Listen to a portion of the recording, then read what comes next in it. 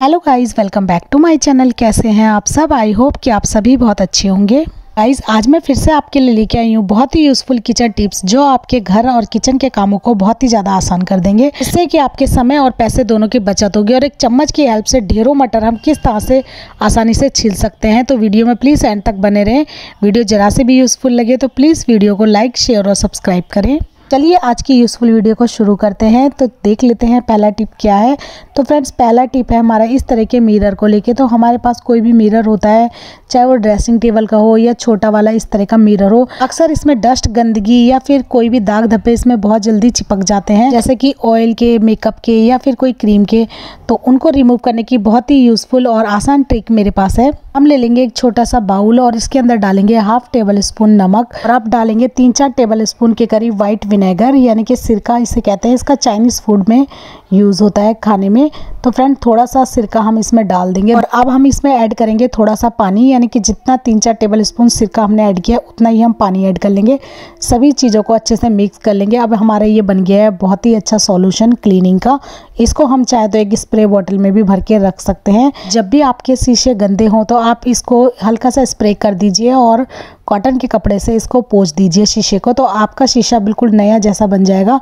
हर तरह के दाग धब्बे इसमें से तुरंत ही गायब हो जाएंगे। तो ये देखिए, थोड़ा सा सॉल्यूशन मैंने इसके ऊपर स्प्रे कर लिया है और अब हम इसको कॉटन के कपड़े से पोंछ लेंगे। कॉटन के कपड़े से पोंछने के बाद भी इसमें पानी के दाग रह जाते हैं, तो अगर आप हो सके तो टिश्यू पेपर ले लीजिए और उससे आप इसको अच्छे से पोंछ लीजिए। और टिश्यू पेपर नहीं है तो कोई न्यूज़पेपर भी आप ले सकते हैं, या आप पहले किसी कॉटन के कपड़े से पोंछने के बाद फिर टिश्यू पेपर से इसको अच्छे से क्लीन कर दीजिए। तो ये देखिए, आपका शीशा बिल्कुल नया जैसा बन जाएगा। हर तरह के दाग धब्बे पूरी तरह से इसमें से गायब हो जाएंगे। इस ट्रिक से आप अपने बाथरूम का शीशा या फिर ड्रेसिंग टेबल का शीशा या कोई भी शीशा हो उसको अच्छे से क्लीन कर सकते हैं। आई होप आइडिया आपको यूजफुल लगा होगा। चलिए बढ़ते हैं अगली टिप की तरफ। तो अगली टिप हमारी इस तरह के लेमन को लेके है। फ्रेंड्स, लेमन को हम खाने पीने में तो यूज़ करते ही हैं, तो चलिए आज लेमन का एक अलग यूज़ यहाँ पर हम देख लेते हैं। तो सबसे पहले लेमन को हम इस तरह से कट कर लेंगे। इसको हाफ हमने कट करना है और इसको निचोड़ लेंगे। तो इसमें जितना भी रस होगा वो हम निकाल लेंगे और इसका बीच का जो हिस्सा है उसके जितने रेशे हम चाकू से कट कर सकते हैं उतने हम कट कर लेंगे। तो हमें इसको एक बाउल शेप में बनाना है और इस तरह से इस लेमन के साइड के रेशों को कट करते हुए हम बाहर निकाल लेंगे। तो ये एक कटोरी शेप में बन जाएगा। तो ये देखिए, इस तरह का हमें इसको बनाना है। तो अब हम देख लेते हैं इसका हमें यूज़ किस तरह से करना है। तो अब हम इसके अंदर डाल देंगे एक इस तरह की कॉटन की रुई की बाती। तो इसकी बाती को हम अंदर तक अच्छे से इस तरह से डाल देंगे और अब हम इसके ऊपर डालेंगे थोड़ा सा सरसों का तेल। अगर आपके पास नीम का तेल है या फिर तिल का तेल है तो आप कोई भी तेल इसमें डाल सकते हैं। तो हमें इसमें तेल से इसको भर देना है और बाती में भी हल्का सा तेल हम लगा लेंगे। तो फ्रेंड्स, आप सोच रहे होंगे ये हम क्या बना रहे हैं। ये हम बना रहे हैं मच्छरों को भगाने का होममेड नेचुरली तरीका, जिससे कि मच्छर बहुत ही आसानी से आपके घर से बाहर भाग जाएंगे। बिना कोई पैसा खर्च किए घर की चीज़ों से आप इस रेमेडी को बना सकते हैं। तो इसको नीचे से रखने के लिए हम कोई भी इस तरह का एक दिया ले लेंगे। आप कोई बाउल भी ले सकते हैं। तो इस तरह से हमने इसको पूरी तरह से ऑयल से भर दिया है और अब इसके साथ हम रखेंगे इस तरह की एक लौंग। तो लौंग आप ज़रूर रखिए। लौंग एक साबुत मसाला होता है और आसानी से किचन में ही मिल जाता है और इसकी जो खुशबू और फ्लेवर होता है वो बहुत ज़्यादा स्ट्रॉन्ग होता है। तो इस तरह से आप इस बाती के ऊपर अटैच करके एक लौंग को भी इस तरह से खड़ा करके रख दीजिए और अब हम इस बाती को जलाएंगे। तो ये हमारा एक नेचुरल अरोमा जो कि लेमन का है और इस लौंग का है पूरे घर में फैल जाएगा। तो जैसे जैसे बाती जलती रहेगी इस लेमन की खुशबू और साथ में लौंग का फ्लेवर पूरे घर में फैल जाएगा, जिससे कि मच्छर तुरंत ही आपके घर से बाहर भाग जाएंगे। जैसे इस लेमन में से ऑयल ख़त्म हो जाए तो आप थोड़ा सा ऑयल और भी डाल सकते हैं। आप चाहे तो लौंग का तेल भी इसके अंदर डाल सकते हैं, जिसकी फ्रेगरेंस से पूरे मच्छर घर से बाहर भाग जाएंगे। तो ये आपका नेचुरली होममेड मच्छर भगाने का तरीका है। इसमें आपको कोई भी महंगी दवाइयाँ या फिर हार्मफुल केमिकल वाले वगैरह डालने की भी कोई ज़रूरत नहीं है। आप इस तरीके से होममेड तरीके से मच्छरों को भगा सकते हैं। आई होप आइडिया आपको यूज़फुल लगा होगा। आइडिया यूज़फुल लगा हो तो एक लाइक करें। चलिए बढ़ते हैं अगली टिप की तरफ। अगली टिप हमारी इस तरह की कंघियों को लेकर है। फ्रेंड्स, हमारे घर में इतनी सारी कंघियाँ होती हैं जिनको फैमिली के सभी मेंबर यूज़ करते हैं और किसी न किसी के सर से गंदगी, डस्ट या फिर ऑयल इन कंघियों में लग जाता है। तो इनको हम बार बार वॉश भी नहीं करना चाहते क्योंकि विंटर्स के दिनों में हम लोग पानी से बचते हैं। तो इंस्टेंट इन्हें क्लीन करने का बहुत ही यूज़फुल तरीका है थोड़ा सा टैल्कम पाउडर। तो बिना साबुन पानी के भी हम इनको इस तरह से क्लीन कर सकते हैं। हम इनमें डालेंगे थोड़ा सा टैल्कम पाउडर और किसी भी टूथब्रश की हेल्प से इस तरह से हम इनको रब कर लेंगे। तो इनमें जमी हुई जितने भी ऑयल, गंदगी सभी एकदम से ही क्लीन हो जाएगी। ये टूथब्रश मैंने क्लीनिंग के लिए ही रखा हुआ है, तो इसको मैं क्लीनिंग में ही यूज़ करती हूँ।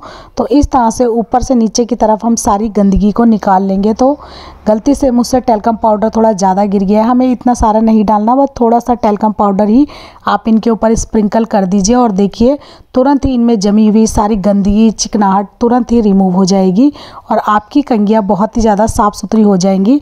तो इस तरह से ब्रश लगाने के बाद हम इसे कॉटन के कपड़े से भी अच्छे से पोंछ लेंगे।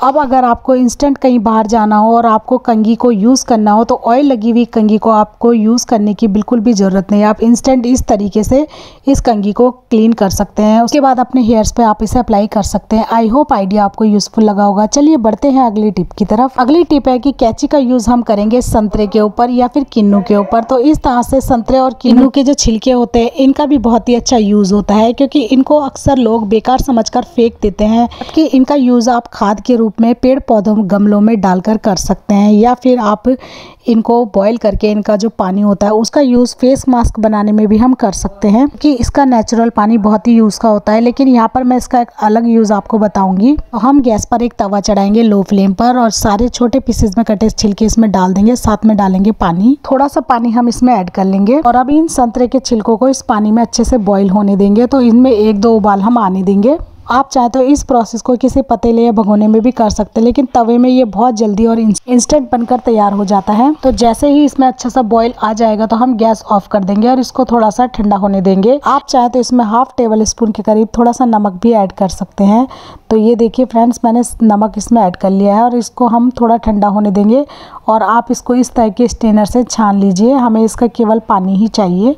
फ्रेंड्स, इस तरह से छानने से जो संतरे का जितना भी फ्लेवर है, एक्सट्रैक्ट्स है और जितने भी इसका अरोमा है सभी इस पानी में आ चुका है। तो इन छिलकों को भी आप बेकार समझकर ना फेंकें, इनको आप अपने प्लांट में डाल सकते हैं। ये बहुत ही अच्छी खाद का काम करते हैं। संतरे की तरह संतरे के छिलकों में भी बहुत ज़्यादा न्यूट्रिशन पाया जाता है, जो कि गमलों के लिए बहुत ही ज़्यादा फायदेमंद होता है। इस पानी को हल्का सा ठंडा होने के बाद हम भर देंगे एक स्प्रे बॉटल में। आप चाहें तो इसको और भी ज़्यादा खुशबूदार बनाने के लिए थोड़ा सा टैल्कम पाउडर भी इसमें ऐड कर सकते हैं।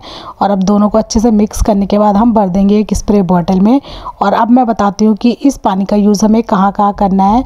तो इसे बॉटल में डालने के बाद अच्छे से मिक्स करने के बाद हम इसका स्प्रे कर सकते हैं अपने वॉश बेसिन में या फिर सिंक के एरिया में, या जहाँ पर भी बैड स्मेल आती है। ज़्यादातर क्या होता है कि जो हमारी जालियाँ होती है, जहाँ से ड्रेनिंग पाइप जो जुड़े होते हैं, वहाँ से बहुत बार बैड स्मेल आती है। तो उस इस गंदी स्मेल को ख़त्म करने के लिए आप इसका यूज़ कर सकते हैं। आप इस सॉल्यूशन को इस तरह से सिंक एरिया में या वॉश बेसिन एरिया में या जहाँ पर भी आपकी बैड स्मेल आती हो वहाँ पर आप इस सॉल्यूशन को स्प्रे कर दीजिए।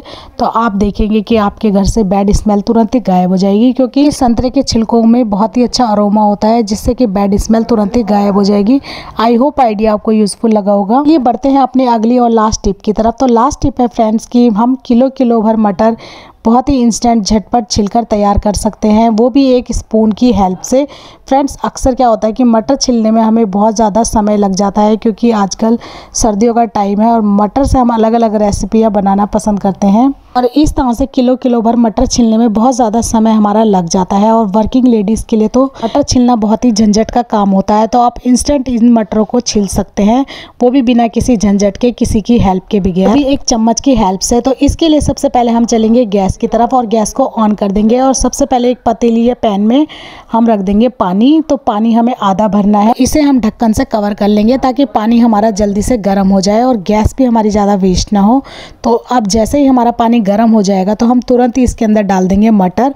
तो जितनी भी आपकी मटर है, 1 किलो, 2 किलो, 3 किलो, आप उस हिसाब से बड़ा बर्तन ले सकते हैं। तो मेरे पास अभी फ़िलहाल ये 1 किलो मटर है, तो झटपट मैं इसी को आपको छिलकर दिखाती हूँ। तो ये देखिए फ्रेंड्स, सारी ही मटर को मैंने इसमें अच्छे से डाल दिया है और अब स्पून से हम इसको अच्छे से दबा देंगे और अब हम इसे फिर से ढक्कन से कवर कर लेंगे ताकि इसमें एक अच्छा सा बॉयल आ जाए।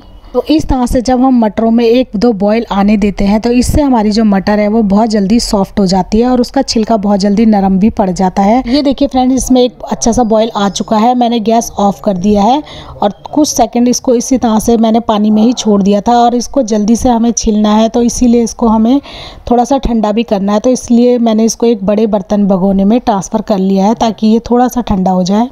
अब स्पून से अच्छे से इन मटरों को पानी में मैं मिक्स कर लूँगी ताकि ये थोड़ा सा ठंडा हो जाए। कुछ देर तक हम इसको ऐसे ही छोड़ देंगे गर्म पानी में ताकि इनका छिलका थोड़ा सॉफ्ट हो जाए। अब इस चम्मच की हेल्प से हम इन सभी मटरों को आसानी से छील देंगे।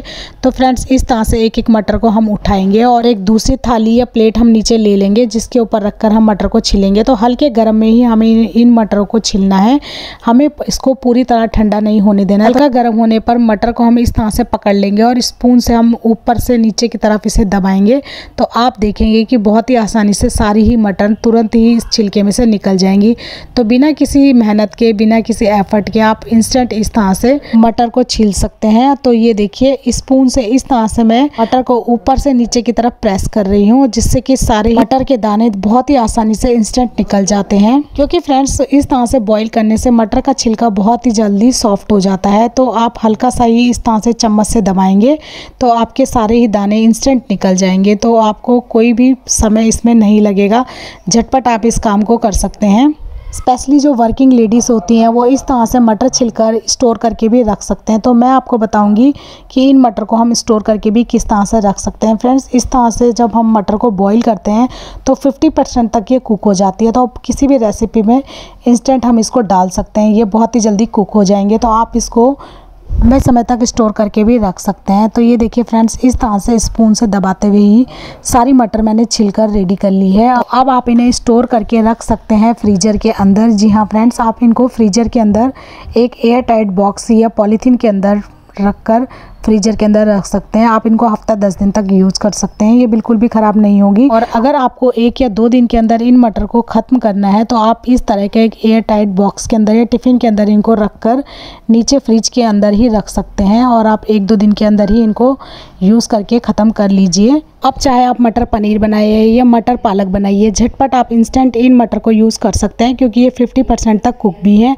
तो आई होप आइडिया आपको यूज़फुल लगा होगा। आइडिया यूज़फुल लगा हो तो प्लीज़ एक लाइक करें। और फ्रेंड्स, ये जो मटर का पानी है इसको भी आप गमलों में डाल सकते हैं, ये बहुत ही अच्छी खाद का काम करते हैं और प्लांट भी आपके अच्छे से ग्रो होंगे इसके पानी से। आज के लिए फ्रेंड्स बस इतना ही। कौन सी टिप आपको सबसे ज़्यादा पसंद आई मुझे कॉमेंट करके ज़रूर बताएं और कौन से शहर से आप इस वीडियो को देख रहे हैं, मुझे ये जानकर बहुत खुशी होगी। वीडियो यूज़फुल लगी हो तो प्लीज़ वीडियो को लाइक, शेयर और सब्सक्राइब करें। मिलते हैं एक ऐसी यूज़फुल वीडियो में, तब तक के लिए bye bye, take care and Har Har Mahadev.